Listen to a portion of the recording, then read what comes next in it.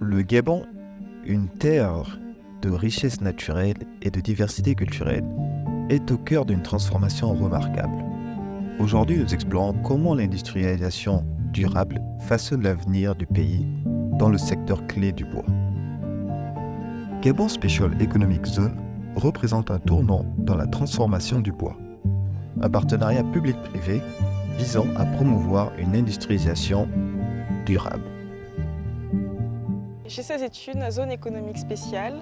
C'est un partenariat public-privé entre le Gabon et Rise IIP.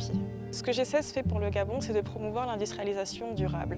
Donc l'objectif, c'est de développer l'économie en transformant les matières premières du Gabon au Gabon, tout en respectant l'environnement et en promouvant les aspects sociaux, c'est-à-dire réduire les inégalités entre les sexes et augmenter le taux d'emploi.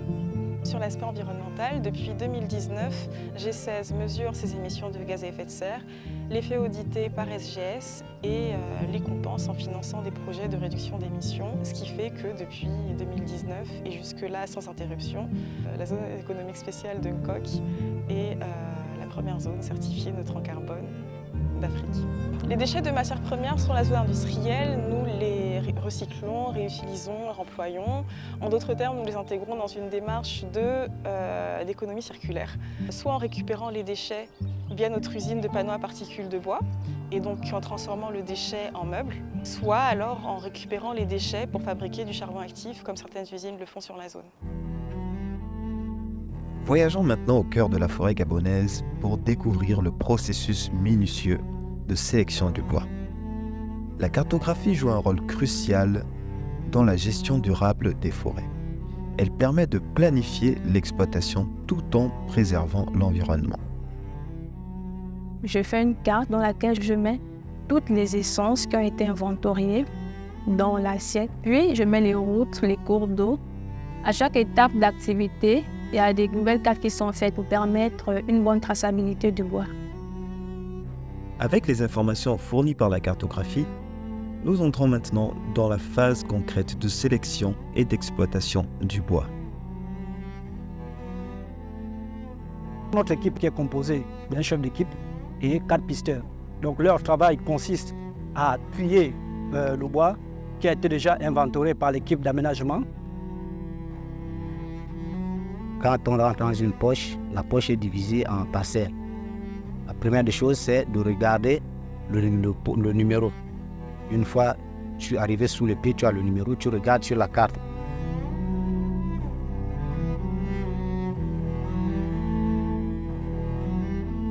Parmi une dizaine des arbres, il y a un pied qui sera abattu tout à l'heure. Ce pied, n'est-ce pas, répond à un certain nombre de critères qui émanent de nos procédures, donc la qualité, des critères en matière de légalité sur le diamètre minimum requis pour être abattu. Donc à ce stade, le pied qui sera abattu, nous connaissons son identifiant, donc il pourra être tracé depuis la source où il a été abattu jusqu'à la destination finale où il sera transformé. Donc l'idée, c'est vraiment d'orienter l'arbre vers la destination que l'abatteur juge que c'est la moins impactante sur l'environnement. L'industrialisation ne se limite pas à l'économie. Elle touche profondément les communautés locales. Ici, nous sommes au village Mourobo-Froila, la route de la France.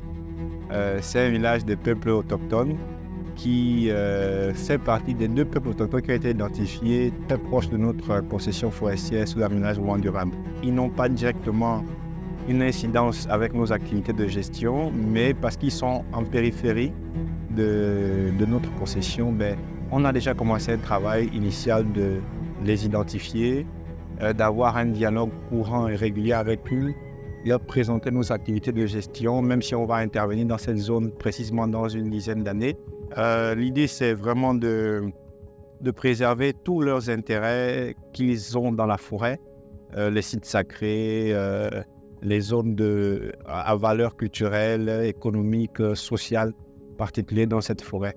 Et lorsque nous reviendrons dans quelques années pour l'exploitation, ces endroits-là seront, n'est-ce pas, exclus de toutes les opérations forestières.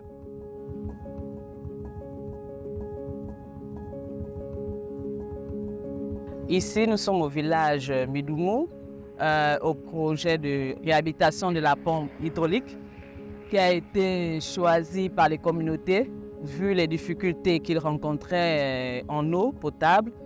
Les communautés parcouraient des kilomètres pour avoir de l'eau potable.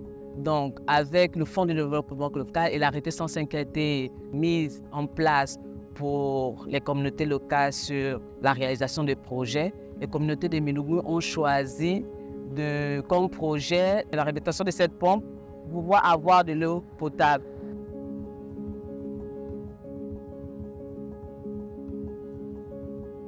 J'ai été formée par GAW pour l'apiculture du miel.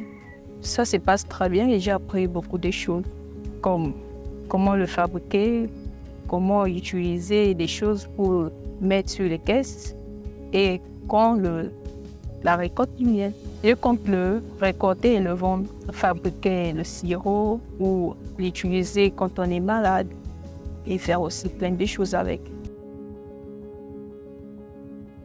Dans les magasins comme Akiba, le bois gabonais prend vie sous forme de meubles, clôturant son voyage de la forêt au consommateur. Il y a eu un grand bouleversement au Gabon en 2010 lorsque le gouvernement a décidé d'interdire l'exportation des bois ronds. Donc à partir du moment où le gouvernement a pris cette décision, elle a eu un énorme impact sur la filière bois, parce qu'il a fallu que celle-ci s'adapte et qu'elle augmente sa capacité de production. Nous avons contribué à ce changement transformateur, nous, G16, qui sommes le fruit d'un partenariat public-privé entre le gouvernement gabonais et Arise, parce que nous sommes à l'initiative de la création de la zone économique spéciale. Nous avons cherché à attirer des investisseurs à l'intérieur de cette zone économique spéciale pour contribuer à l'augmentation de la capacité de transformation du bois au Gabon. Aujourd'hui, un tiers du bois exploité au Gabon est transformé à l'intérieur de la zone économique spéciale de Mkok. G16 est véritablement engagé dans une politique genre. Nous avons initié avec la coopération britannique, CILICI, un programme que nous avons appelé COMEL, qui touchait environ 50 femmes. Elles ont toutes réussi à obtenir leur permis G. Le permis G est au Gabon, le permis qui autorise un opérateur à travailler sur des engins lourds comme des bulldozers ou des chargeuses. Le Gabon et G16 tracent une voie vers un avenir où l'industrialisation, la communauté et l'environnement coexistent en harmonie. Un modèle pour tout le monde ancré dans la durabilité.